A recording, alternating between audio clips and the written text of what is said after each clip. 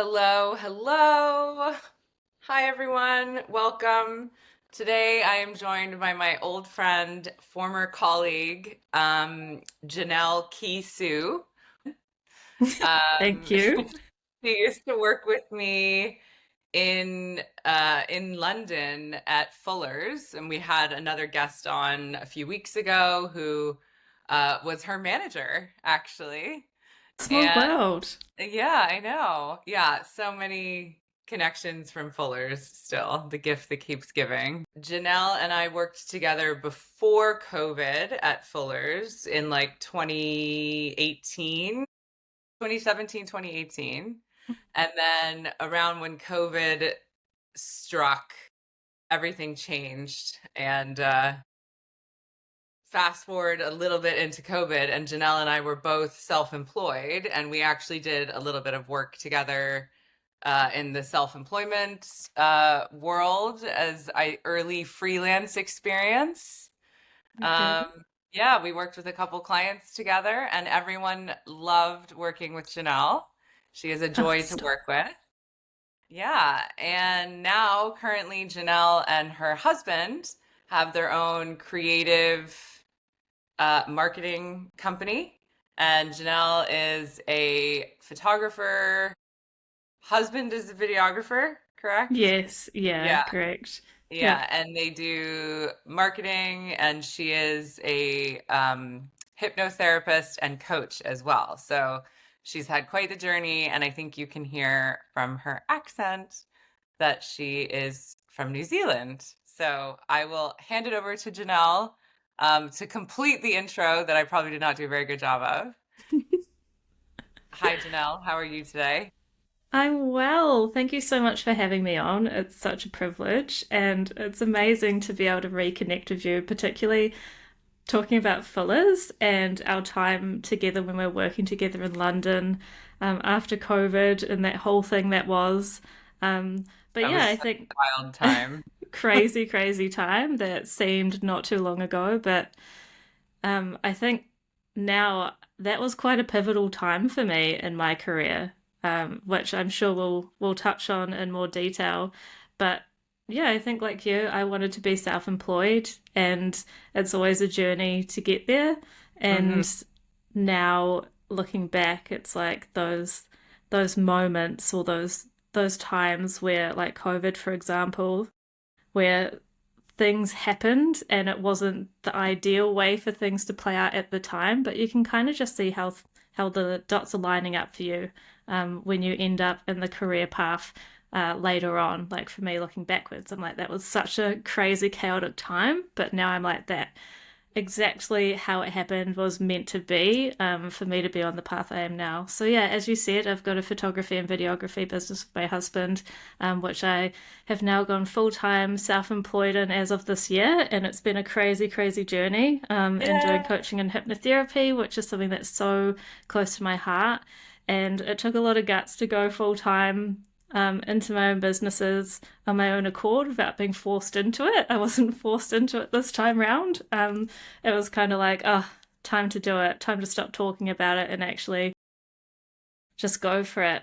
And I know that you've done that too. And it's such a scary, scary place to be when you want something, but there's that fear behind the scenes that makes you crave that financial security that you feel like you're going to get from working for a business. But at the end of the day, like I think we've both learned, well, that you're never actually that secure when No. no matter who you're working for. So actually, that fear isn't really valid regardless. But yeah. Yeah, that was something that we both witnessed with Fuller's when they had their acquisition by another company, and like loads of our colleagues were made redundant, and it was such a stressful work environment. Like every day we were like, what's going on? What's happening with you? Like, oh, so stressful. But I think also touching on what you said about always wanting to be self-employed but not being sure if we were ready. Both of us dipped our toes into self-employment and then had moments of like, ooh, maybe we're not quite ready, and then had to reel back and go back to normal employment for little stints. Like, I know I was self-employed for a bit, and then I was employed, and then I went back to being self-employed. Like, I did it a few times before I was fully ready to be like, okay, now I am actually running my own business, self-employed, do not need to go back to normal employment again. And I think that that was a similar trajectory for you as well. Definitely. Starts with dipping the toes in. Yeah, dipping the toes and being like, oh, it's too cold. Okay. Yeah, it's way too scary. Safety, safety. So, Janelle, can you tell us about your childhood, your sort of cultural background? And obviously, you're from New Zealand. So, can you tell us about what it's like to grow up in New Zealand, please? Sure thing. What is it like to grow up in New Zealand? Well, I suppose I'm what you'd call like a pretty normal kid growing up. Um, my house was in a place called Stokes Valley, which I guess is like a lower decile place to live, but it's where my mum and dad managed to buy a house. We didn't have a huge amount of money, but we always had enough to get by. And our house backed on to the primary school that I went to, and I remember just being able to duck out the backyard and go through the fence to get to school. Wow. So I was really ever late. There would be no excuses if I was late. Uh-huh. But it was just a really beautiful upbringing. My parents didn't stay together. And I was predominantly living with my mum, or I did do week about with my parents. And yeah, I think for me, I had a pretty decent childhood, to be honest. I really enjoyed growing up and being a kid. I do remember I used to love writing and storytelling. And as an introverted kid, I used to love just writing my own stories that I'd take to school and my teacher would read out to the class because I'd be too shy to. But I've always loved the written word, and I loved being able to, I guess it's a form of escapism where I got to create my own version of reality, tell my own stories and make up whatever I wanted to make up, little fantasy kind of stories that I had in my own mind and would get out on paper. And I guess for me, growing up, when you get to school and you're at college, you're about to finish up and they hand you a textbook. Well, they don't anymore. They probably get you to jump onto a website and pick what your Probably an career is iPad going to now. be. Yeah. Yeah, iPad. Take your phone out of your pocket. And they get you to pick like what you want to do with your life. And they're kind of like, what are you good at? I said I like writing. I'm pretty good at English, not very good at maths, so don't want anything down that Same. road. Yeah, so it's like you're kind of encouraged to go with what comes naturally to you. Um, and for me, that was writing. I said, what could I do that I'd be able to do that as a career? And I guess journalist came up. So I studied English literature at university, Me too. read a lot of books. It's like, what do you do with that degree? You can spell real good, hopefully. And then I did a postgrad diploma in journalism. And when I did my placement, I realized how little they get paid and how many hours they work. Yeah. And I thought, hey, I'm not keen for that life. Like, I do love writing, but do I want to be giving up so much of my what I would consider to be the time that I'd have to spend time with my friends and do the things I really enjoyed. Um, and I wanted to kind of have a more abundant lifestyle than that I feel like that could offer me. And I also didn't like telling the bad news stories. I like telling the good Yeah. news stories and pulling out the amazing stories that people, like the paths people had taken to get to where they are, instead of, knocking on a door of a family whose child just got murdered or something like that. That wasn't Yeah. something that I would be interested in. And so from there, I moved on to the dark side, as the journalists would say, which is communications and PR, because naturally, as I had those talents, it was transferable, and that's where journalists tended to go after they were kind of sick of the pay and wanted the 9 to 5 type of corporate Hmm. lifestyle. And so that's what I ended up moving into. I got to tell good news stories all day, every day, and I actually started out in a charity. So I felt good about the stories that I was telling. Um, and started there. I was there for about 3 years, and then I was like, What kind of charity was it? so they did not, it was a not for profit, and they did like family works, which was counseling, those sorts of services. And Okay. also they had rest homes in the other arm of what they did. So a bit of a mixed bag. Wait, Um, what's a rest home? a rest home, okay, different lingo The here then. terminology. Yeah, I don't know what that is. So where you put older people who need full-time care, what do you call Oh, those? so a nursing home A or nursing home. like less care would be like a retirement community, but that's like when you're on your way. Like, and usually in a retirement community, there will be a nursing home for Hmm. you to end up in. Um, yeah, nursing Right. home. Yeah. Okay, well, we Yeah. call them rest homes over this Okay. side of the world. Where you go to rest. Where you Got go it. to rest. Yeah. Yeah, absolutely. So I started That's off there and I nicer. really, yeah, it is a bit nicer than a nursing home, you know? Yeah. Yeah. It's all about what you call it. It's all marketing, isn't it? At the Yeah. end of the day.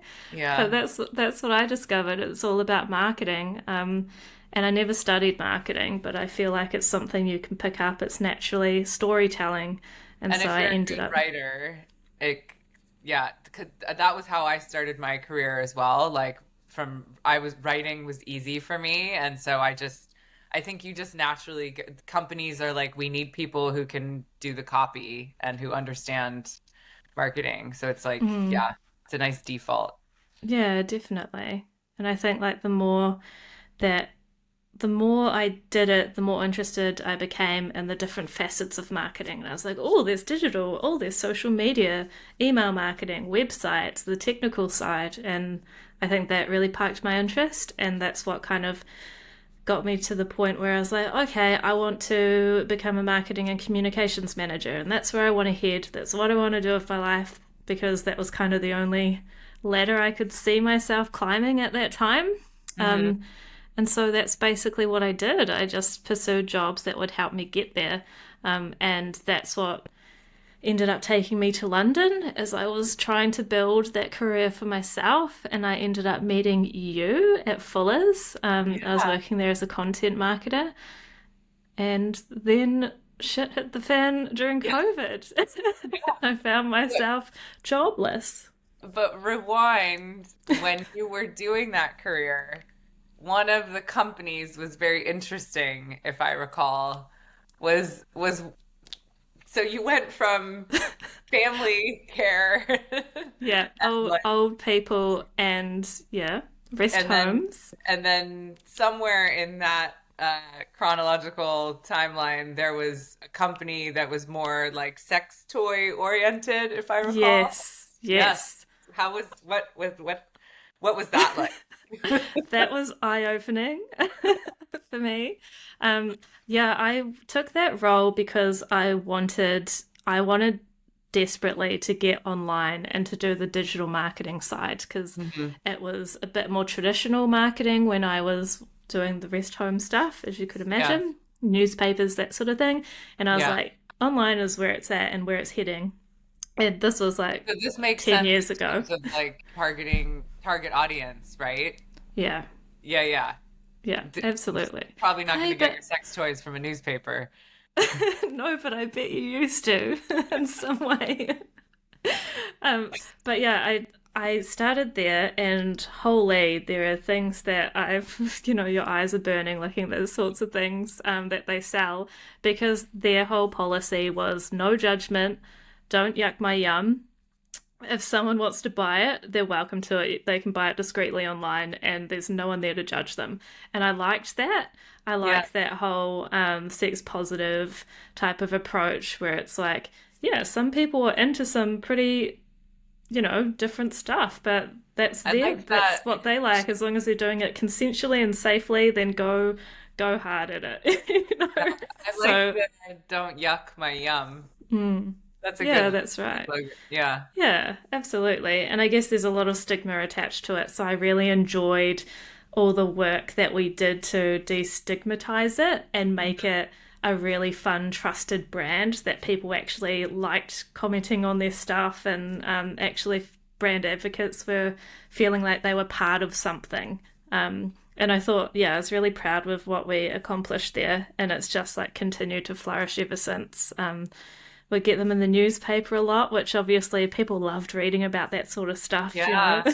It's like people are just intrigued, and you can start some really interesting conversations because it all comes Yeah. down to everyone's got their own belief systems and their own set of values. But when you actually start telling a different story or a different narrative, then people jump on board, or it pikes their interest and it starts shifting their own belief systems. So I really enjoyed my time there, but that's about a year into it. I decided I've had enough of New Zealand and it was time to go overseas and see what all the Yeah. fuss was about when it comes to living in London and doing the big OE thing. The big OE is like overseas experience, and this is Okay. a rite of passage for us Kiwis Uh, because we're so isolated down here, and it's so expensive to travel anywhere, even within our own country. It's like a few $100s for us to get from Wellington to Auckland, which is not far at all. It's like a 1 hour flight. And so when we go overseas, like we want to make the most of it. And so typically we get a 2 year working visa yeah. in the UK, and we're allowed to stay for a while, we're allowed to work, and that's when most Kiwis will do like a bit of tiki touring, as we call it, which is traveling, and I then base did. ourselves there. So, like, I remember when we first started hanging out, and I'd be like, "Ooh, what are you doing this weekend?" And it was like I could never pin you down. I'd be Every like, I'm going to Lithuania. yeah, every weekend you were in like a different Euro city. Yeah. Because it's like right on your doorstep. You don't Yeah. know how lucky you are. And to be so isolated in New Zealand, where you've got Australia, you've got the Cook Islands, which are amazing, but it's far, it costs a lot of money. So since we were going there to travel, we made sure we're actually going to travel. We're going to make the most of those horrible Ryanair flights, Yeah. and go for cheeky weekends away whenever we could. Yeah, we definitely made the most of it pre-COVID. Yeah. Okay, well that's a very like really fun start to your life and your career. Um COVID hit and kind of if I recall it really like it took off the end of your 2 year time, right? Like you didn't get to Hmm. finish because you guys were gonna stay longer and do more, but obviously everything like closed. So then you had to go back to New Zealand. Hmm. Yeah, absolutely.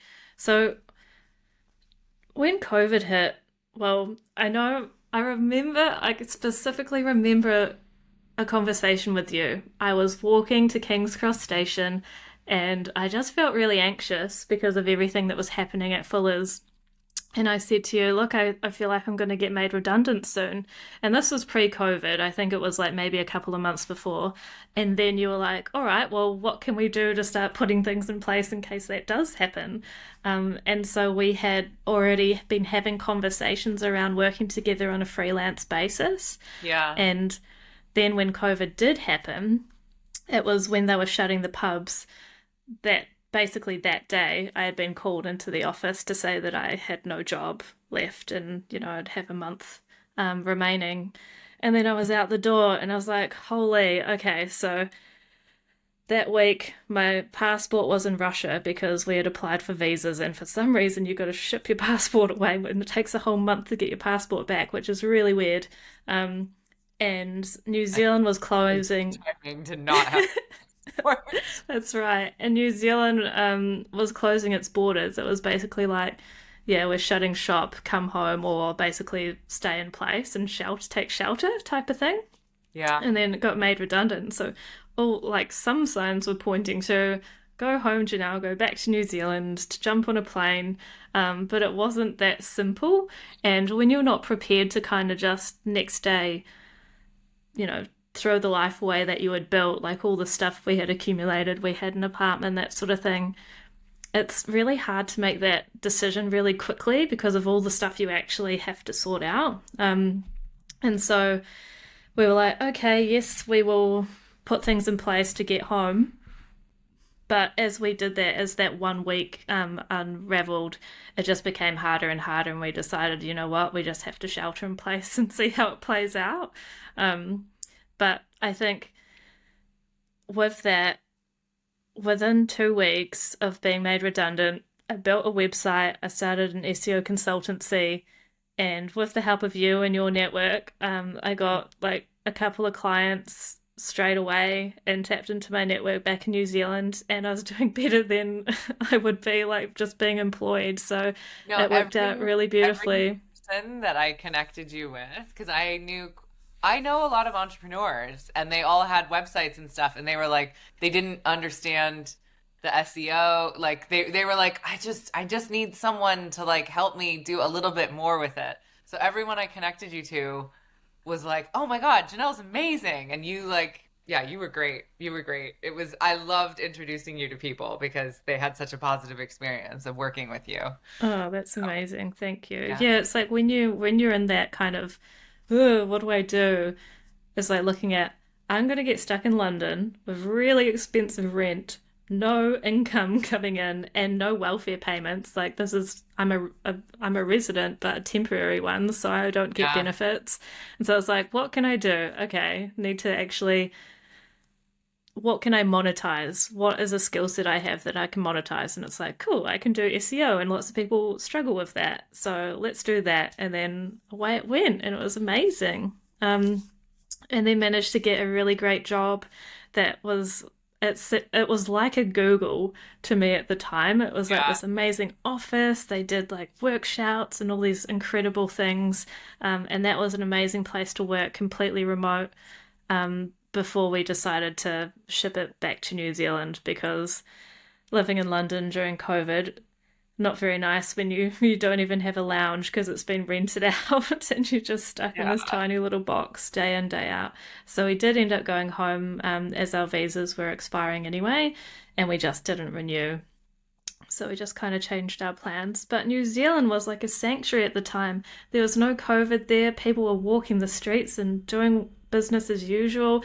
And I was like, oh, it just seems like the perfect place to be. So we went back there, and yeah, I think we really enjoyed being COVID free there for, I think, quite a considerable amount of time before we ended up going into Yeah, lockdowns London and did not stuff. have that experience. No, it was very different. London was like, yeah, London was hard. Yeah. Yeah, very much so. Mm. But hey, that was a long time ago now. And hopefully it Yeah. won't happen again anytime soon. I don't think people would tolerate getting shut down in their apartments again. No, and actually, as a therapist, I can say, it was good for me because that was when I realized I wanted to be a therapist. So it was during Mm, that that's first right. lockdown that I was like, oh, like I want to help people. So I was like applying for roles in the NHS, and everything required a counseling qualification. And so that was when I was like, right, well, I'm just going to start this now because it's going to take like 6 years. Yeah. So yeah, yay, and I did it. And I Ooh, was took a really long time, but I did it. that's Um, amazing. Yeah, I do remember you telling me that's what you're going to do. I And know, now that's what everyone you're was like, "Doesn't doing. that take a while?" And I was like, "Yep, I need to start now." The A time's long going to pass time. anyway. Yeah, Yeah, what do they say? The best time to plant an apple tree was 200 years ago, but the second best time is now, or the next best time is right now. It's so exactly. true, right? We just Yeah, spend so much time contemplating and wondering, should we do this, instead of actually taking action, and then we could have achieved something by now if we had have just done it in the first place, like what you did. So I commend you for that. yeah. Thank you. Um, yeah, that was a really wild time. But when you got back to New Zealand, you haven't really like what trips have you done since then? Because you got back and you like nested. You I guys, did. yeah, you guys like you were happy to be home, and then you were working, and then you got married, and I really wanted to go to your wedding, but I couldn't. Mm. Yeah. Yeah, I definitely did the whole nesting thing, being back in New Zealand. But I also feel like society says that's what you should do at that point. Like, you go Mm, traveling, that sort of thing, you start your career, and then you start nesting. And so I guess that's what we kind of started to do. We did a little bit more travel, but to be honest, we decided that we needed to travel our own country because we were sick of traveling Europe. And then people from Europe would be like, I love New Zealand, I love the South Island. And would be like, cool, we've never really been there because we've been too busy seeing this side of the world. So we were like, we absolutely have to go see our own country and side it out. And so we made sure we did that. So you live and your childhood and everything was in the North Island? Yes, which is not Okay. the famous part. We're in the Okay. Yeah, capital I city, haven't done New Wellington. Zealand, so I don't know. But Oh, you have to I'm coming. come. Yeah, give me one more year and Okay. I'm coming. Yeah. Yeah, and then you can just work as you make your way around the country. You can drive the whole thing. Yeah. It's the best way to see it. Yeah.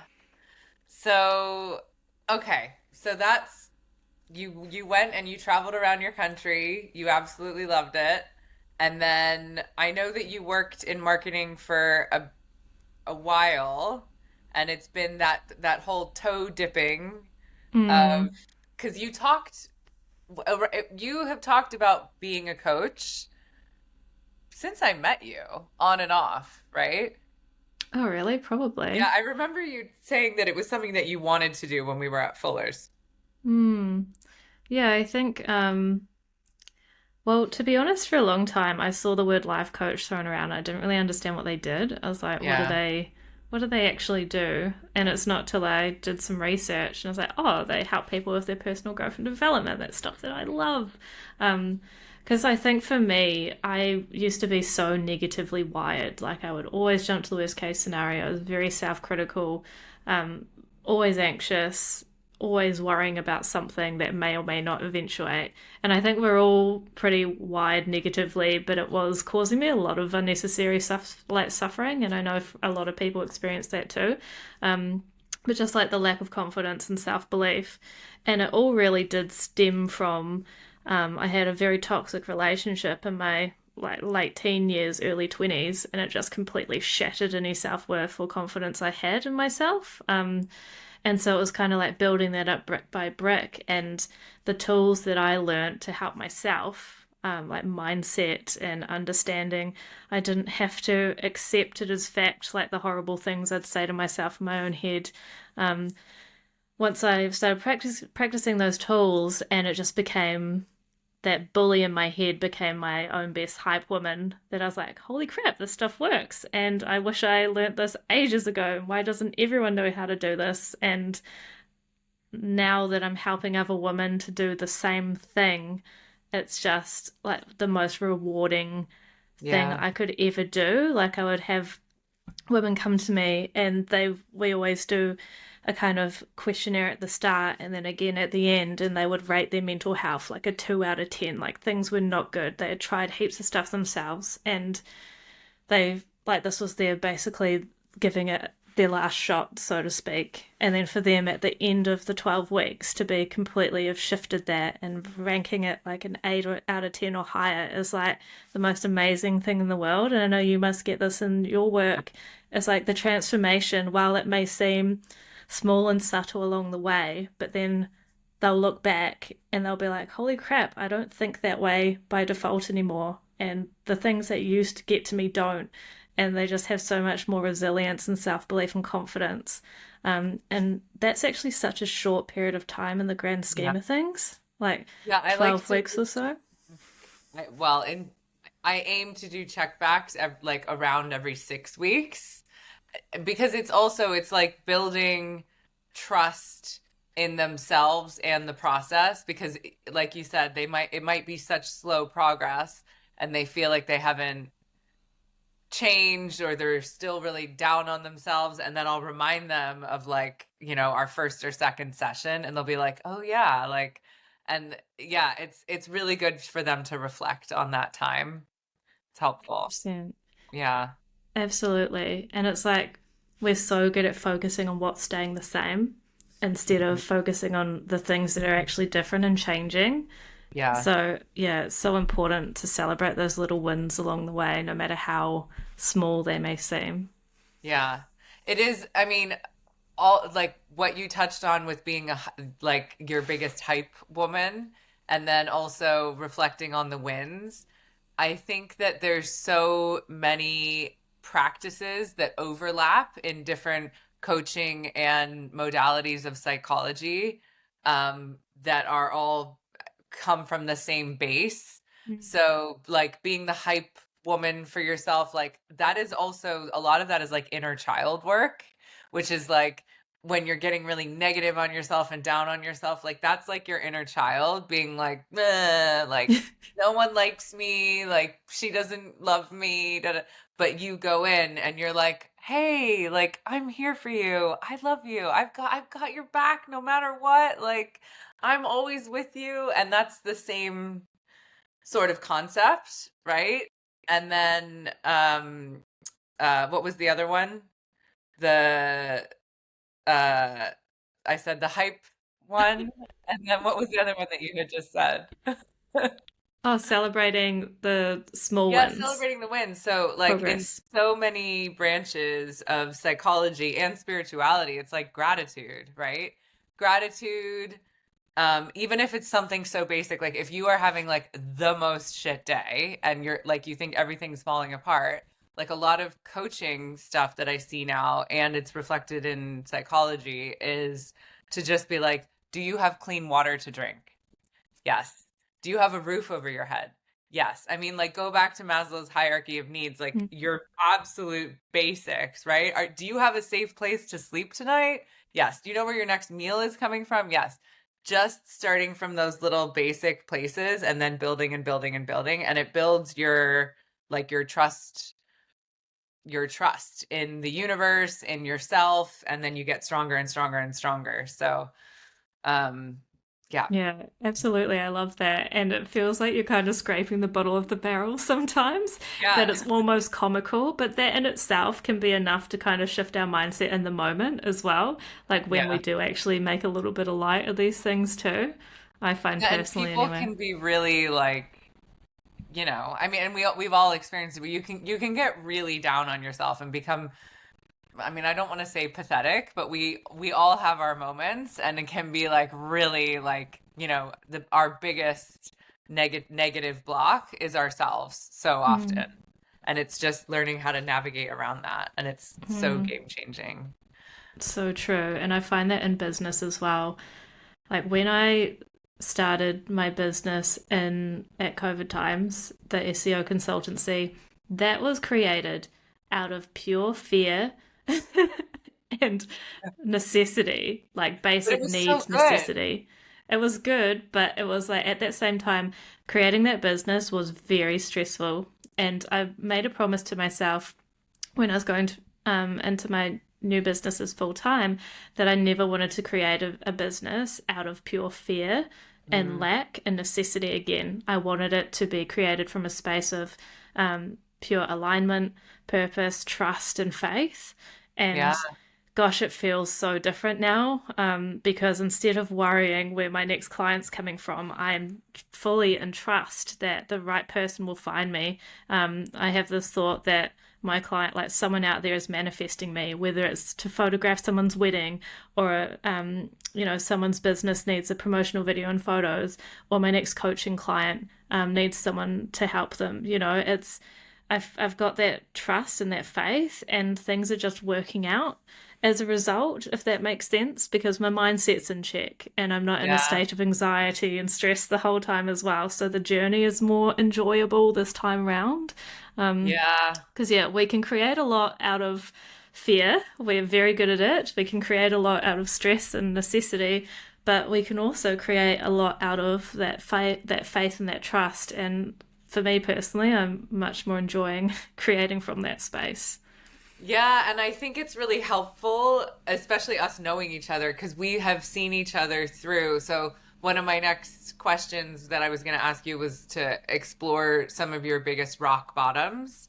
And I think like COVID and the both the panic for both of us of like, where are we going to live during this, and how is money going to come in? I know that that was something that we both really, well, we trauma bonded over for sure. Basically. But we had to figure it out, and we both had to figure everything out in like a week. Like I got on a plane. Yeah, oh my God, it was so stressful. But it But it from worked those out, didn't it? yeah, but it all worked out and we're okay. And I think, and even before COVID, because the trauma before that was Fuller's being like, oh, sorry. No job. Everyone's going to be made redundant. And that was our first, like, oh my God, what's going on?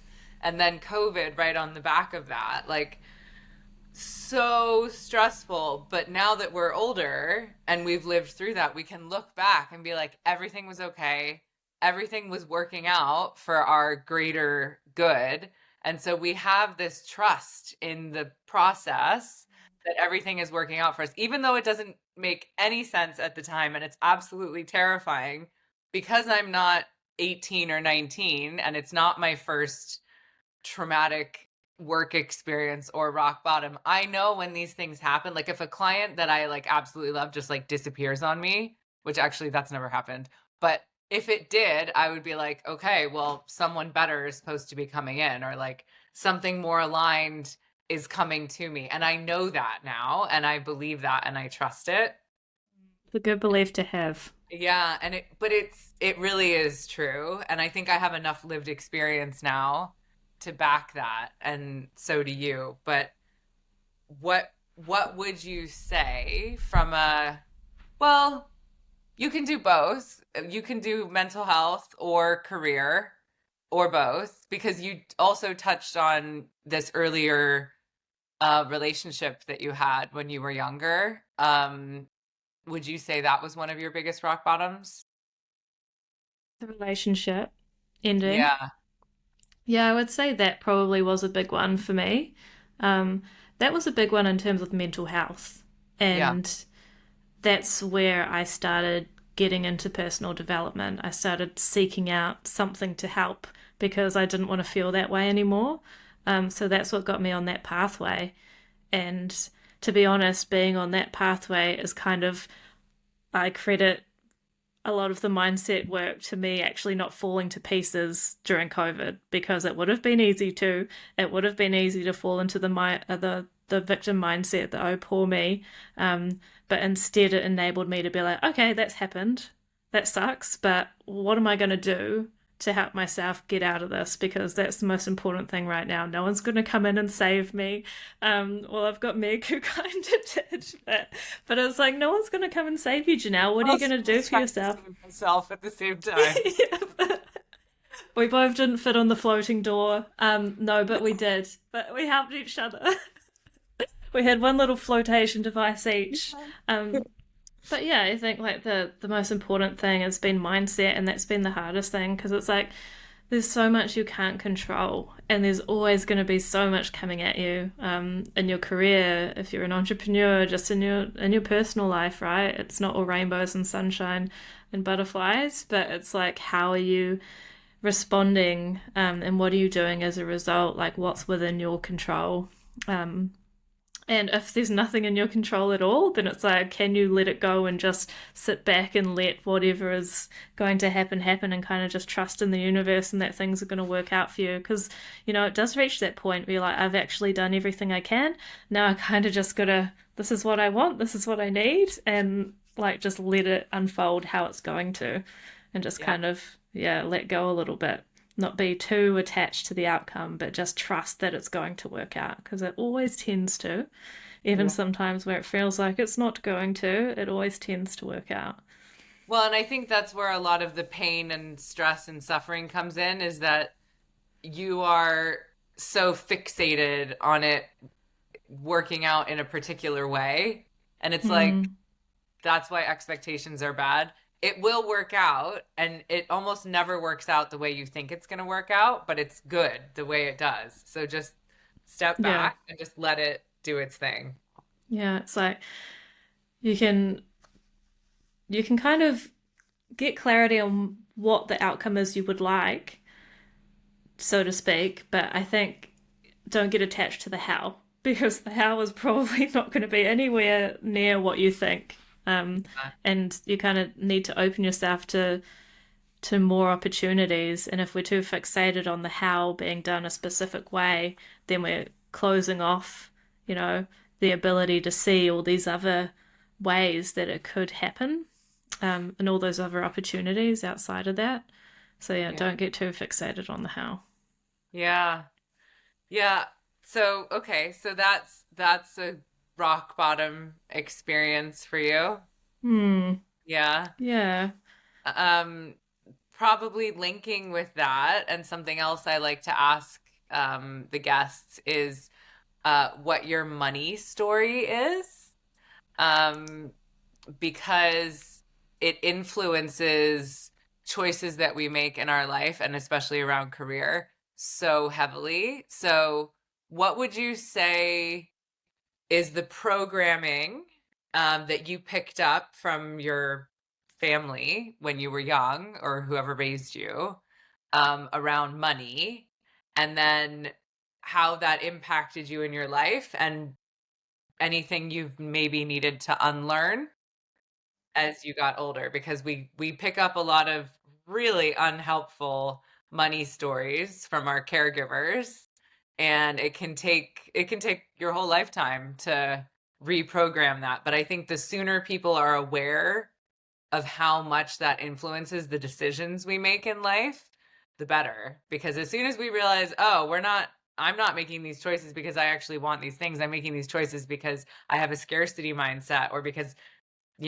a safe paycheck is more important to me than like a life of freedom and adventure. Like, when people realize how much these things impact them, the sooner they can pause, step back, and reprogram to what is more authentic to them. So true. That's a great question. Yeah. I think I was quite lucky. Like, we didn't have a lot of money growing up. My mum did end up building like a great career for herself. But when I was younger, there wasn't a lot of money, but we always had enough of it. And that was my mum's belief system. She's like, yeah, we don't have much, but we'll always have enough. And enough is there's always going to be food on the table, even if it's, pies and chips. There's always going to be hot water and electricity. There's always going to be enough to have our basic necessities covered. And so that's the belief that I grew up with. But also, like, if I wanted something that wasn't a necessity, then I would, should say, oh, that's expensive, we can't afford it. And so that kind of made me think and feel, oh, it's kind of bad to ask for things, or Mm, that you've got to work really hard to get things, and to earn your money and that sort of thing. And so I did really carry that, with me in my career. Like, I got paid peanuts for so long because I didn't know my worth and I didn't know how to communicate it. And I yeah. always just took whatever shitty offer they gave me. I never negotiated because I didn't have the guts to. I didn't have the confidence and I didn't believe in myself enough. But as soon as I made the decision to start believing in myself and to start doing that work, I started negotiating for my salary, and that's when I saw my salary like almost double in a few years, is from me actually just doing that, building that belief and having the guts to actually ask for it and not take no for an answer, and to know my worth. And when I did start building that confidence, I just found my career really flourish. I ended up going back to the sex toy company after I came back to New Zealand. Yeah, I remember that. Yeah. I went back there because they tapped me on the shoulder for a position, and well, scarcity mindset, I suppose. I couldn't turn the salary down, and so I went there. It was a really intense role. I got very burnt out, and after a year, basically, I was like, I have to get out of here because it's not good for my mental health. I didn't have time or energy to do anything outside of work, like build my businesses, which were really important to me. And I was just a shell of a human being, just giving so much because I just always wanted to do a great job, but just completely drained and burnt out. Yeah. And so I left there, and I actually ended up taking a pay cut to go for a lesser position because I was like, you know what? Money isn't everything. I would rather not get home from work and cry every night. That's not nice for my husband either. And I'd rather have time to do the things that I loved. And so I'd made a decision. Money isn't everything. My mental health is worth more. and being able to do what I enjoy and spend time with the people that I love. And so I took that lesser job in terms of salary and title. And then within 6 months, I ended up getting promoted into the marketing manager role anyway. So I ended up better off. But yeah, it's just interesting how sometimes we just feel like we have to match our salary or we can't move and we'll be miserable, but we're accustomed to the lifestyle we've created. You know what I've realized? You spend as much money as you earn. You earn more, you spend more. You earn less, you spend less. And that's just the nature of it. You can get by on less, I assure you. We all kind of just get used to this lifestyle and we're very good at wanting more. And for me, it was like, again, I reached that point when I was in the marketing manager position that I've always wanted. You know, for 10 years, I've been climbing that marketing corporate ladder. And then I was there for 2 years and I realized, you know what, I just want to do my own thing. It's stressful working 60 hours a week because I'm spending 20 Yeah. hours on my Yeah. side hustles, trying to grow those as they're getting busier. And then that 40 hours a week at SLT level, senior leadership team, so in a team of 6. So it wasn't like a small role that I couldn't give my full attention every day. Um, and I just realized I wasn't giving my 100% to my team. I wasn't fully committed because I was just so passionate about my other businesses that I was growing that actually it wasn't fair to them. And I wanted more time and space to grow and build what I had always wanted to do. And I obviously have a very supportive husband because Yeah. going from a salary, you get paid the same amount each month, to going to the unknown, which, yeah, we can kind of guesstimate based on last year or future secured revenue how much I'm going to make, but we don't actually know. Like, this could be some months where I earn zero, so I had to have him on board. And actually, the reason why he said yes, a big part of the reason, is because he saw what happened in London during COVID and he said, "You've done it before. I know you can do it again. I have complete confidence and So belief you in you." built his trust muscle as well. I did. Yeah. Which is amazing because I was like, that's awesome because I wish I believed in myself as much as you believe in me. But at least I've got, that support system there. But yeah, that's the Yeah, reason why he was like, yeah, he's let's been do a it. constant cheerleader for you. He has. Yeah, Me he for him too, though. I think it's like important to support your partner, but if you're both into the career stuff, then it's important to make sure that you're supporting each other, not just supporting one person's career, because that can create resentment as well. So it's like, yeah. yeah, making sure you're supportive and collaborating. Yeah, you have to fill up each other's cups. Yeah. Definitely. Yeah. But when it circle back to the money story, because I digress, but it's like this whole belief I had was that I have to be earning, a certain amount to be successful, or that's what I need to have a good life. But I think just being at peace with having your necessities and whatever's important to you covered, I think working on that belief system, like for me now, is kind of a mantra that my mum used to have, which was no matter what, we'll always have more than we need. And I'm practicing that in my own businesses now, fully self employed, is no matter what, clients are coming, I'm always going to have more than I need. I don't know where the money's going to come from sometimes, but I just have to trust that all the seeds that I've been planting are going to grow eventually. I'm Mhm. not going to have a great month every month. I've already seen that. But sometimes I'm going to have a wonderful month that I blow it out the water. And it's just about like riding those waves, really. And that trust word comes back again because that's what it comes down to, that trust and self belief. I like that mantra that we'll always have more than we need. That's good. I when I started, I like my evolution of calling in money and like what I write in my journal and like when I think about it has gone from I always used to say that I want to have well I used to write down numbers and I would be like I want this salary or I want this hourly whatever and now I'm kind of like it's evolved and I don't like putting an actual number figure because it's like as soon as I write it, like when I go back, it that number has grown so much so fast in the last few years. Like I remember what I used to want as a salary like 5 years ago, and I'm like, oh my God, my Mm. self-worth was awful. I can't believe that that's what I thought was good. That's what I That's was telling you awful. before. Yeah, Yeah, absolutely. so low. And so now I don't actually have a number figure that I like am working towards, but my what I aim for is I want to have enough money so that I don't have to worry about money like at all. Whatever Mm. number that is, and it needs to keep smashing what's currently happening. And at, like every month, like I've been tracking since I started my own private practice as a therapist, and I, recently did a tax return, and I sat down and I looked at my monthly from when I started it until present, and every month, some months it only grows a tiny little bit, but it's been growth month on month, tiny bit by tiny bit by tiny bit. And in like, in 2 years' time, it's going to be hopefully like double, triple what it was when I first started. So yeah, That's trust, awesome.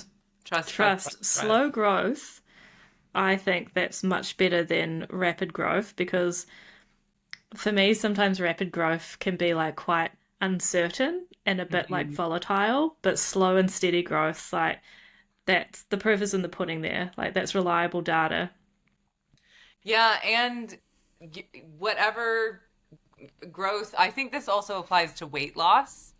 Because I've worked with clients who that's their issue.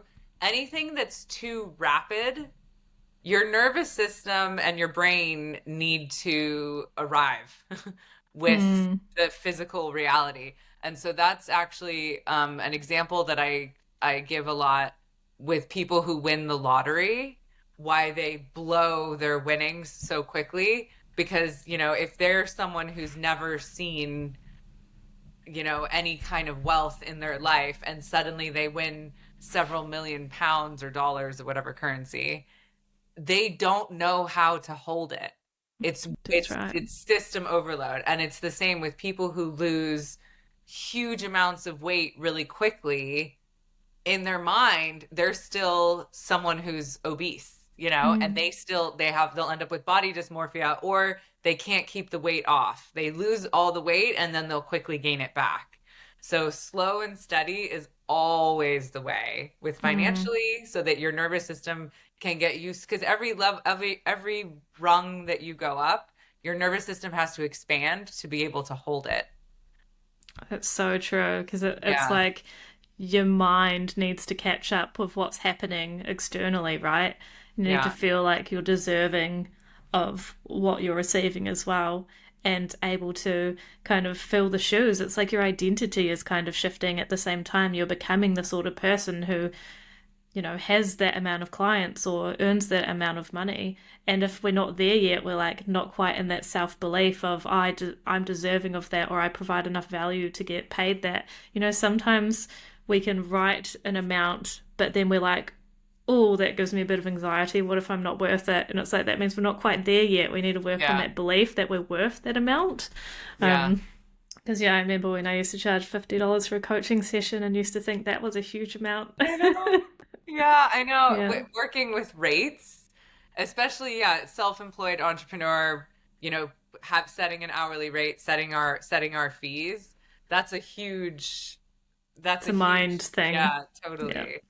Yeah, and I used to like when I first started freelancing. Yeah, I mean, I remember like I think with Anakin, I charged her like 22 pounds an hour. And I remember being like, "Oh my God, that's so much." And now I'm like, "Jesus Christ." I'm like so much more than that now. So, Yeah, yeah. that's right. But again, it's like an identity shift, isn't it? You kind of like Yeah. just subtly changing, and then one day you kind of wake up and you're like, yeah, I get paid X amount per session because that's how much value I provide, and I fully believe that I provide that amount of value and that it's worth it. Yeah. Yeah, and we bring a lot of lived experience to the table now. It's not, we're not like, fresh out of these trainings, without a lot of experience behind us. We've lived through a lot of stuff. Like we know that we can actually help people through the things that they're bringing to us. Yeah, that's true. Yeah, for sure. So, final question. what advice would you give yourself now, the seasoned career aficionado Janelle? What advice would you give to yourself at your lowest rock bottom? Another really good question. What advice would I give to myself at another rock bottom? Oh, I think it all comes. I'm going to say trust so many times during this because it's just something that I've realized is super, super important. Like trust and building self belief because that's where it all starts. If you don't believe that it's possible for you to achieve a specific goal or outcome, then you're setting yourself up for failure from the get go. It's like work on that belief system and what can you do that's going to build that belief for you and build that trust. Um, Oftentimes we need to get a little bit of evidence underneath our belt in order to believe something. So, how can you build that evidence for yourself?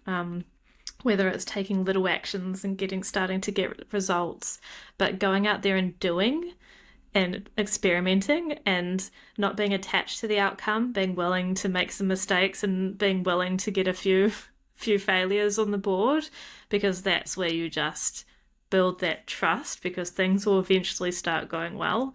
It tells you what not to do or what's not working, and it enables you to actually get much like accelerated growth when you're actually going out there and doing stuff as opposed to just thinking about it. I used to be such a over planner and would plan things to a T. I'd plan out my whole year, but life doesn't happen to plan. Like it doesn't always go to plan.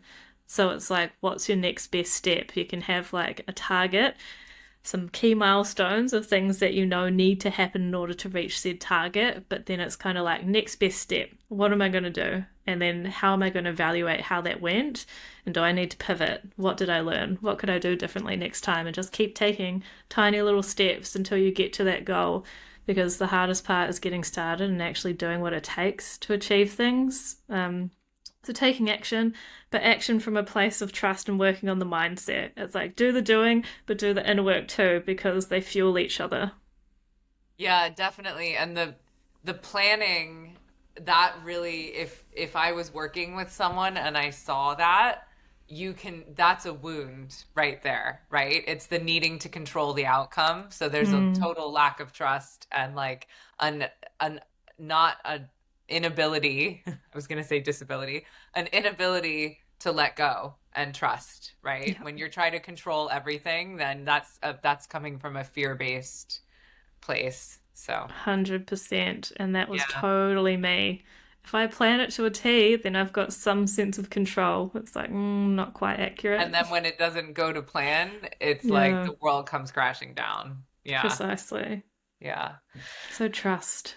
Yeah, trust. Yeah, that's a good, it's a Monday here. It will not be a Monday when this episode drops, but it is a Monday for Janelle and I right now. So that's a really good way to step into the week, I feel, with trust. So Great. thank you very much for your time, Janelle. That was really really fun little catch up that we just had. So Yeah, I it's been nice enjoyed it. catching up. Yeah. And thank you so much for having me on. Yeah, anytime. And I look forward to future episodes and future chats with you. So Me thank you. too. Yeah. Thank you. Bye. Bye.